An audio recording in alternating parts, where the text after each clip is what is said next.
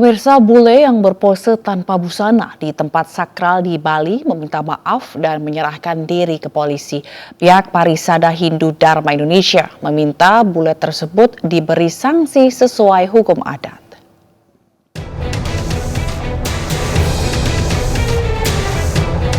Perempuan warga negara asing yang berpose tanpa busana di sebuah pohon keramat di Tabanan, Bali meminta maaf. Ia mengaku tidak tahu bahwa pohon ini merupakan lokasi sakral. Ia juga mengaku foto ini merupakan foto lama yang mendadak viral. Setelah meminta maaf, wanita bule ini menyerahkan diri ke polisi untuk diperiksa. Sementara itu, Parisada Hindu Dharma Indonesia atau PHDI Bali meminta bule ini dihukum adat. PHDI berharap tak ada lagi wisatawan yang menodai kesucian tempat-tempat sakral di Bali. Kalau itu melanggar praram kan di aturan desa adat itu awal desa adat kan udah jelas. Kalau melanggar aturan mungkin selingkuh atau telanjang bulat di tempat-tempat umum kan kena pami danda. Dan sekarang kembali lagi ke desa adat dalam ugar-ugar atau peradamnya diatur berapa? Apakah cukup minta maaf secara lisan ataupun perlu membuat ngaturin guru bentuk biduko atau guru biduko atau prasito dan caru dan lain sebagainya. Sebelumnya, video pria warga negara Kanada menari tanpa busana di puncak Gunung Batur, Bangli, Bali juga sempat viral di media sosial. Pria ini kemudian ditangkap pihak imigrasi dan dideportasi. Setelah peristiwa ini, keramat Desa Adat Batur menggelar upacara pembersihan alam di puncak Gunung Batur bagian timur. Upacara untuk menyucikan kembali kawasan Gunung Batur. Dari Denpasar, Bali, Wiradana, iNews melaporkan. Polisi menemukan fakta baru dalam kasus percobaan pemerkosaan di Tabanan, Bali yang viral di media sosial. Ternyata korban dibantu oleh mertuanya dalam merekayasa kasus tersebut.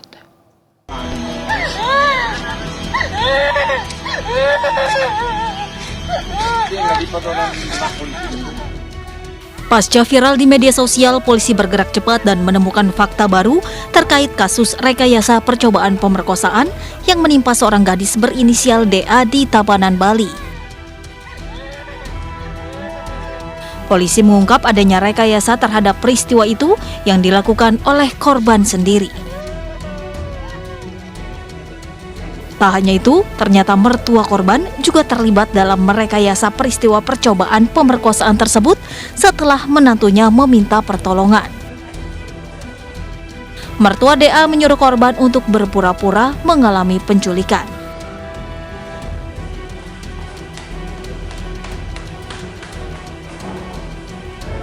Sebenarnya bahwa korban ini jalan dengan rekan prianya yang baru dikenal melalui media sosial.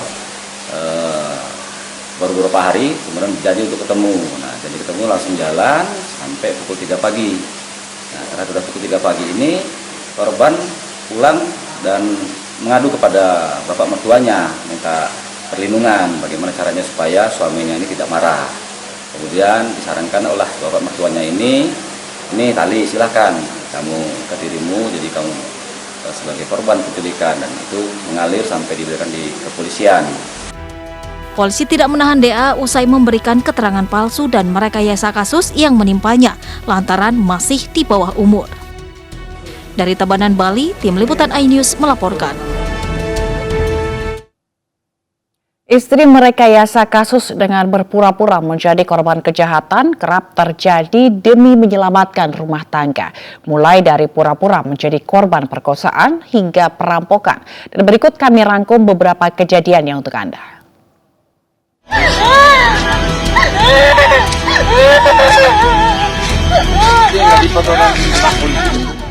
Pasca viral di media sosial, polisi bergerak cepat dan menemukan fakta baru terkait kasus rekayasa penculikan dan percobaan pemerkosaan yang menimpa seorang gadis berinisial DA di Tabanan, Bali. Polisi mengungkap adanya rekayasa terhadap peristiwa itu yang dilakukan oleh korban. Tak hanya itu, mertua korban pun terlibat merekayasa peristiwa tersebut setelah menantunya meminta pertolongan. Mertua DA menyuruh korban untuk berpura-pura mengalami penculikan dan percobaan pemerkosaan dengan keadaan terikat. Kita sebenarnya bahwa korban ini jalan dengan rekan prianya yang baru dikenal melalui media sosial. Baru beberapa hari kemudian jadi untuk ketemu. Nah, jadi ketemu langsung jalan sampai pukul 3 pagi. Nah, karena sudah pukul 3 pagi ini korban pulang dan mengadu kepada bapak mertuanya, minta perlindungan, bagaimana caranya supaya suaminya ini tidak marah. Sementara takut ketahuan selingkuh, seorang ibu rumah tangga di Palembang, Sumatera Selatan mengaku dibegal hingga kehilangan motor miliknya. Namun setelah ditelusuri, polisi menemukan adanya kejanggalan. Hingga terungkap, ibu rumah tangga ini nekat membuat laporan palsu karena takut ketahuan selingkuh oleh suaminya. Mengamankan pelaku dari tipu gelap, yang mana awalnya korban, mungkin rekan-rekan sudah melihat di belakang kita, yang korban atas nama Ibu Ida melaporkan bahwa dia dibegal sama orang yang tidak dikenal. Namun setelah diselidiki oleh tim unit 1 subdit 3 bahwa di TKP ataupun berdasarkan CCTV yang kita lidik, baik dari melalui Dishub ataupun comment center kita yang miliki di tiap-tiap sudut, bahwa tidak ada kejadian yang namanya begal, namun rupanya adalah tipu gelap. Kalau dari keterangan dari dia adalah takut diketahuan dari selingkuh dari sama si tersangka oleh suaminya. Cerita lainnya terinspirasi dari video di media sosial. Seorang wanita merekayasa kasus perampokan yang dialaminya. Wanita berusia 24 tahun asal Banjar Sidembunut, Bangli, Bali ini mengaku sebagai korban kasus perampokan. Selidik punya selidik, kasus perampokan itu hanya rekayasa. Kejanggalan ditemukan di tempat kejadian dan pengakuan Nikadek Ardiasih. Dari hasil visum tidak ditemukan tanda-tanda kekerasan pada tubuh wanita yang mengaku korban perampokan. Setelah diinterogasi mendalam, ibu satu anak ini mengakui perampokan hanya rekayasa agar seolah-olah dirinya menjadi korban. Tersangka nekat merekayasa perampokan karena selama 1 tahun terakhir tertekan telah menghabiskan uang tabungan milik mertuanya hingga ratusan juta rupiah. Rekayasa perampokan yang dibuat tersangka terinspirasi setelah menonton video di media sosial.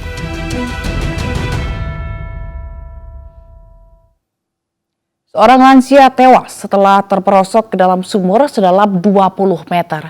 Korban diduga terjatuh saat membersihkan sumur.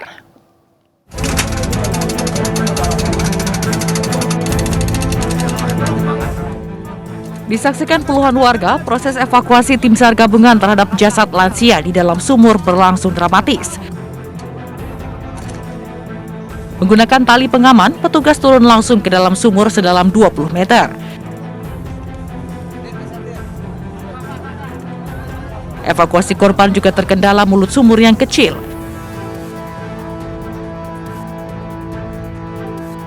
Petugas berhasil mengevakuasi jasad korban setengah jam kemudian. Diduga korban terjatuh saat sedang membersihkan sumur. Pada waktu pagi sedang membersihkan sumur, terjadi jatuh mungkin betul. Kita pakai pengaman pas waktu membersihkan sumur tersebut. Berapa orang Pak yang membersihkan sumur itu Pak? Yang menjadi korban 1 orang, Bapak Rohim tersebut, dan juga tadi dibantu oleh keluarganya 1 orang. Jasad korban langsung dibawa ke rumah duka untuk diserahkan kepada keluarganya untuk dimakamkan.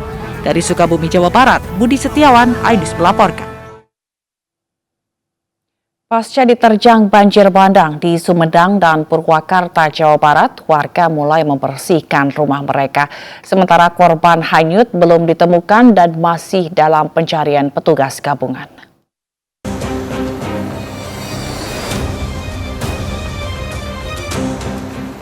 Pasca diterjang banjir bandang pada sore kemarin di kawasan Citengah, Sumedang, Jawa Barat, warga mulai membersihkan rumah dan barang-barang dengan menggunakan alat seadanya.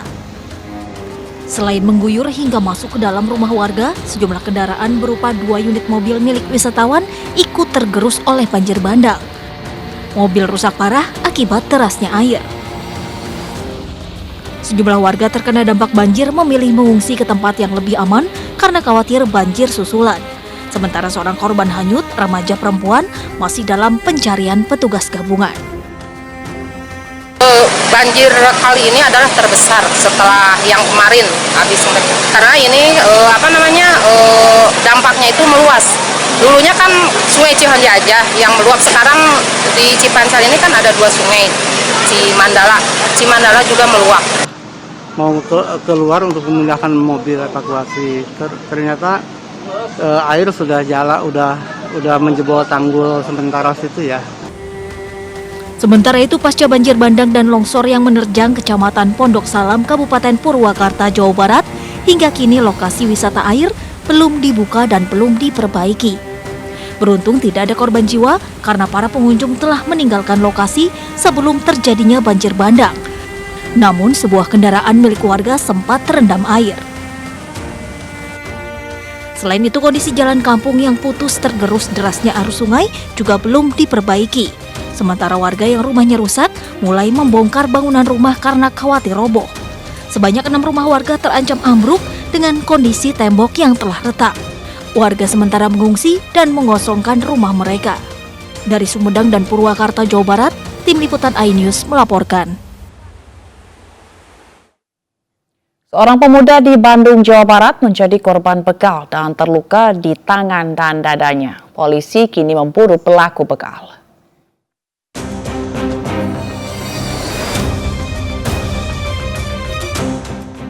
Aksi pembegalan yang dilakukan 2 orang bersepeda motor di kawasan Gang Sukaindah, Kelurahan Cikutra, Kecamatan Cibenying Kidul, Kota Bandung terekam kamera pengawas. Bahkan korban dan para pelaku sempat berpapasan di jalan tersebut. Para pelaku yang melihat korban akhirnya memutar kendaraan dan langsung membegal korban. Korban melawan hingga salah satu pelaku menusuk korban di lengan dan dada. Korban langsung lari ke arah warga meminta tolong, sementara para pelaku langsung kabur ke arah Jalan Katamso. Akibatnya korban luka di bagian lengan dan dada akibat senjata tajam para pelaku. Beruntung korban selamat setelah dilarikan ke rumah sakit terdekat.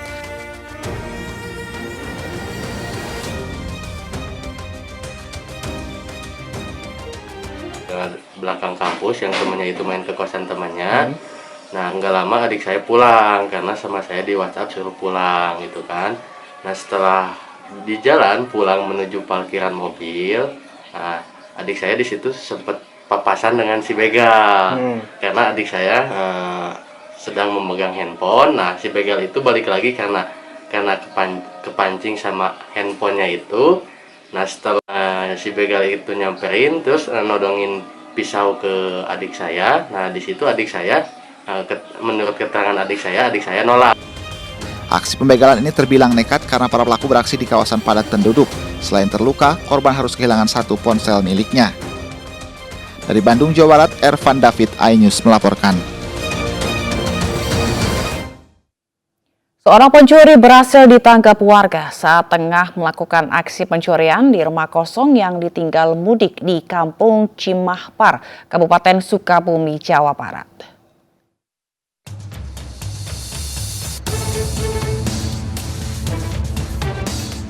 Pencuri ini tak berkutik saat ditangkap warga, tengah beraksi di salah satu rumah kosong yang ditinggal mudik. Pelaku berinisial US yang beraksi sendiri ini bahkan nyaris diamuk warga. Untuk menghindari amukan warga yang geram terhadap pelaku, polisi langsung mengevakuasi ke Polsek Sukaraja. Peristiwa ini diketahui pemiliknya melalui CCTV rumah yang disambungkan ke telepon genggam yang kemudian menginformasikan ke Ketua RT adanya pencuri yang masuk ke dalam rumah. Di rumah ini kan dipasangnya CCTV yang wireless via HP. Terus di jalan dipantau sama yang punya rumah. Ternyata ada orang katanya masuk. Nah, yang punya rumah telepon sama pihak keluarganya. Terus pihak keluarga telepon ke saya, ke RT. Nah, dari sana saya arahin warga supaya biar dikepung nih. Terus dikepung sama warga. Nah, yang pelaku tersebut itu dari rumah ini lari ke kebun ini nih. Nah, dari kebun karena merasa sudah terpojok, akhirnya dia nyerahin. Dari hasil penggeledahan, polisi mengamankan 1 buah laptop dan uang tunai yang dicuri oleh pelaku, serta linggis alat untuk membobol rumah. Dari Sukabumi, Jawa Barat, Kudi Setiawan, iNews melapor. 2 pelaku aksi geber motor di depan Masjid Jami Al-Furqon, Cianjur, Jawa Barat saat sholat Id ditangkap. Kedua pelaku masih di bawah umur dan dalam pengaruh minuman keras.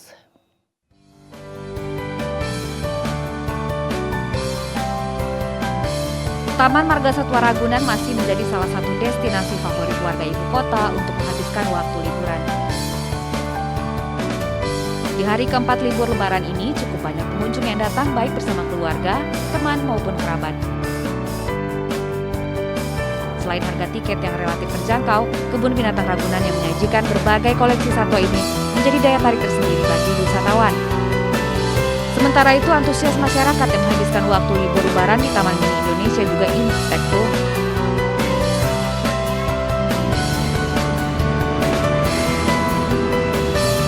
Sementara itu, antusias masyarakat yang menghabiskan waktu libur lebaran di Taman Mini Indonesia Indah juga meningkat.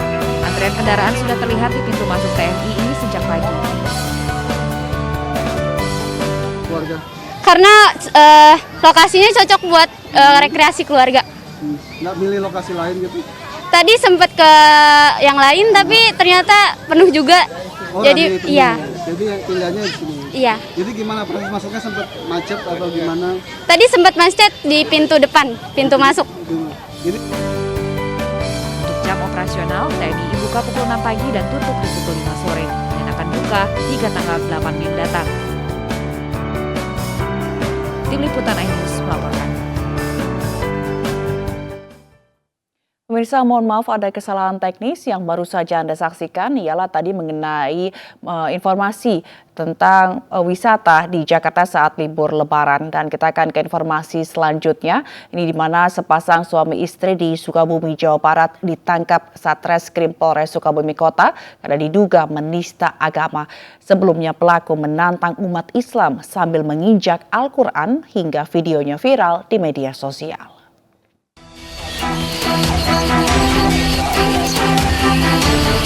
Inilah rekaman video seorang pemuda yang menantang umat Islam dengan menginjak Al-Quran yang viral di media sosial.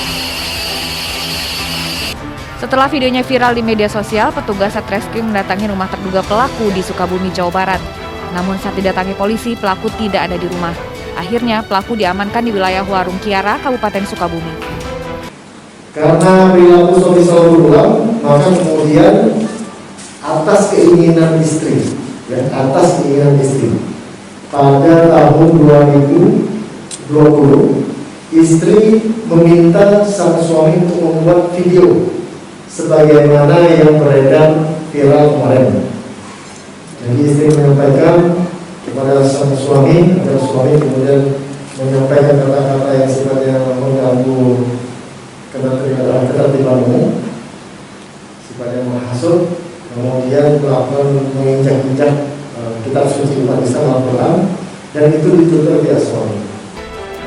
Pelaku diperiksa intensif di Satreskrim Polres Sukabumi Kota dan dijerat pasal 156 KUHP tentang penistaan agama dengan ancaman hukuman 5 tahun penjara, serta Undang-Undang Informasi dan Transaksi Elektronik pasal 28 dengan ancaman hukuman 6 tahun penjara. Dari Sukabumi, Jawa Barat, Budi Setiawan, iNews melaporkan.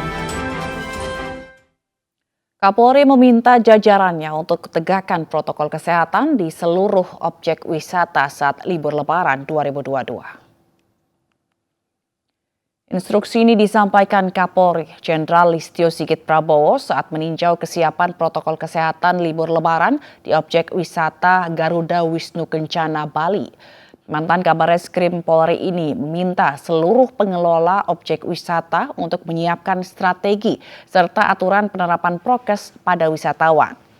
Kepada masyarakat, Kapolri imbau untuk selalu mengenakan masker, menjaga jarak, dan mencuci tangan usai menghabiskan waktu di objek wisata.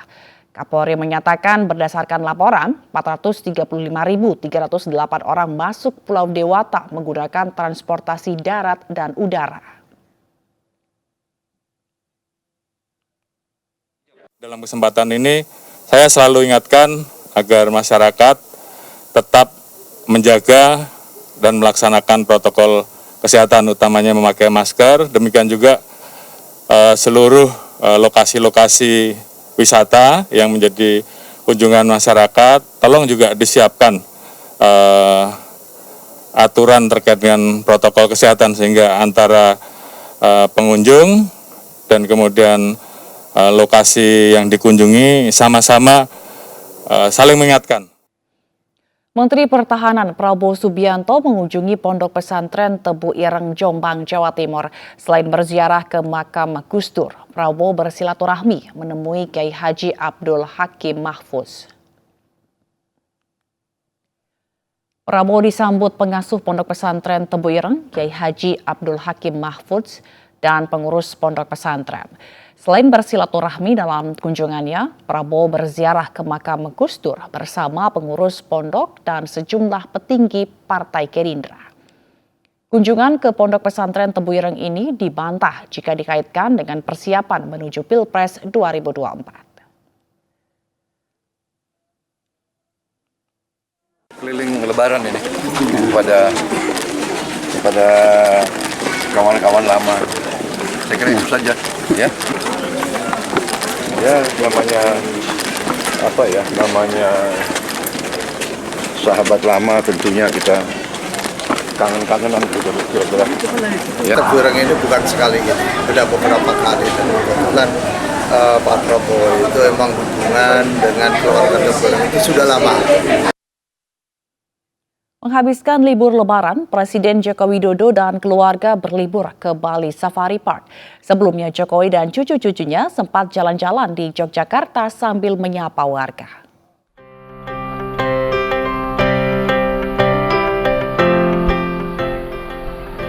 Presiden Joko Widodo dan keluarga berlibur ke Bali untuk menghabiskan libur Lebaran bersama. Jokowi mengunjungi Bali Safari Park di Kabupaten Gianyar, Bali. Rombongan Jokowi menikmati safari journey, yakni berkeliling melihat aneka satwa dengan kendaraan khusus. Sebelumnya pada Rabu siang, Presiden Jokowi juga mengajak ketiga cucunya menyapa warga Yogyakarta dan memberi cindera mata. Jokowi juga mengajak cucu-cucunya menaiki delman untuk memutari Istana Yogyakarta.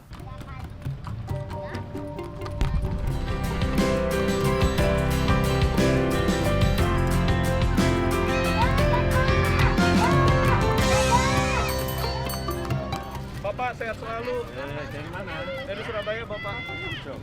Surabaya. Matur nuwun, Pak. Sehat selalu, Pak. Pemerintah Jawa Timur meminta masyarakat waspada potensi penyebaran kasus hepatitis akut yang belum diketahui penyebabnya. Status peningkatan kewaspadaan tersebut seiring ditemukannya 114 kasus penyakit kuning akut di 18 kota dan kabupaten di Jawa Timur.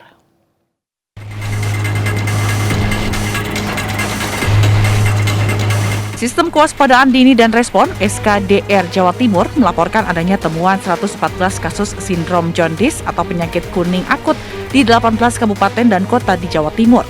Data tersebut tercatat sejak minggu pertama hingga minggu ke-17 tahun 2022 yang menimpa pasien dengan rentang usia secara umum. Meski meminta masyarakat waspada, namun Dinas Kesehatan Jawa Timur masih akan memverifikasi apakah penyakit kuning tersebut tergolong penyakit hepatitis akut atau penyakit lain dengan gejala sama.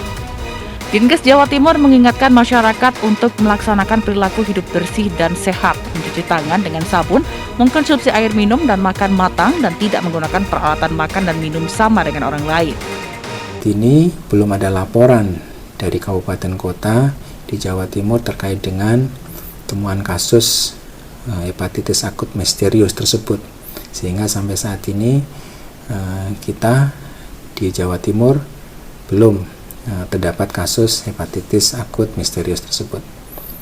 Sebelumnya 3 anak dilaporkan meninggal dunia saat dirawat di RSCM Jakarta akibat penyakit hepatitis akut. Badan Kesehatan Dunia WHO menyatakan kejadian luar biasa pada hepatitis akut terjadi setelah mendapati lebih dari 170 kasus dilaporkan lebih dari 12 negara. Dari Surabaya, Jawa Timur, Hari Tambayong, iNews melaporkan. 3 anak dilaporkan meninggal dunia diduga akibat penyakit hepatitis akut. Kasus yang pertama kali ditemukan di Inggris Raya ini diduga telah masuk ke Indonesia dan belum diketahui penyebabnya.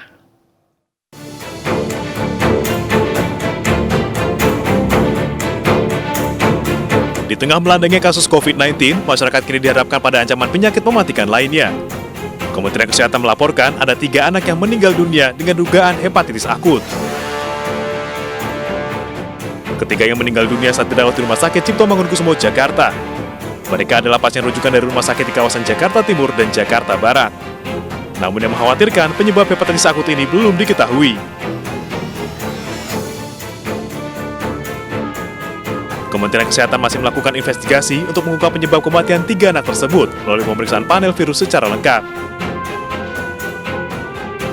Masyarakat diimbau untuk tetap tenang. Namun perlu diwaspadai jika anak-anak mengalami gejala seperti berikut.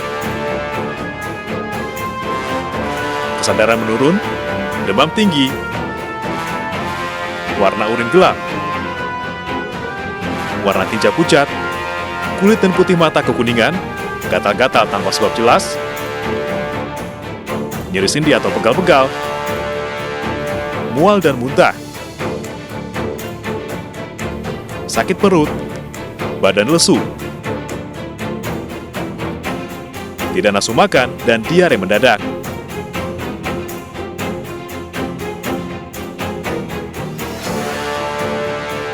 Sementara untuk tindakan pencegahan, rajinlah mencuci tangan, memastikan minuman dan makanan bersih dan matang,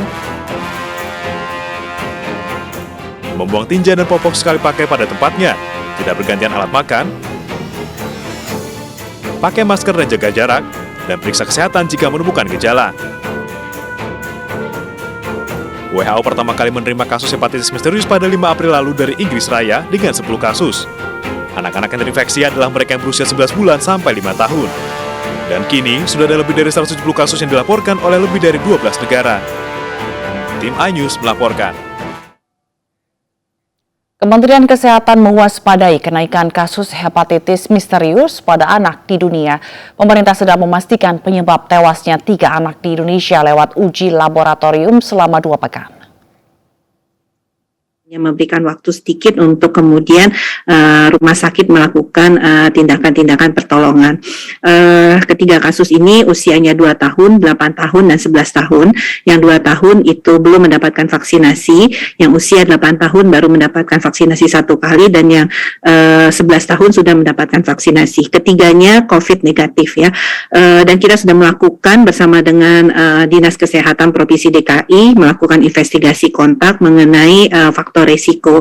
Kalau kita melihat dari data yang ada, 1 kasus itu pernah sebenarnya memiliki penyakit lainnya ya. Jadi ada penyakit lain yang kemudian pada kasus yang kita duga kemungkinan hepatitis akut ini.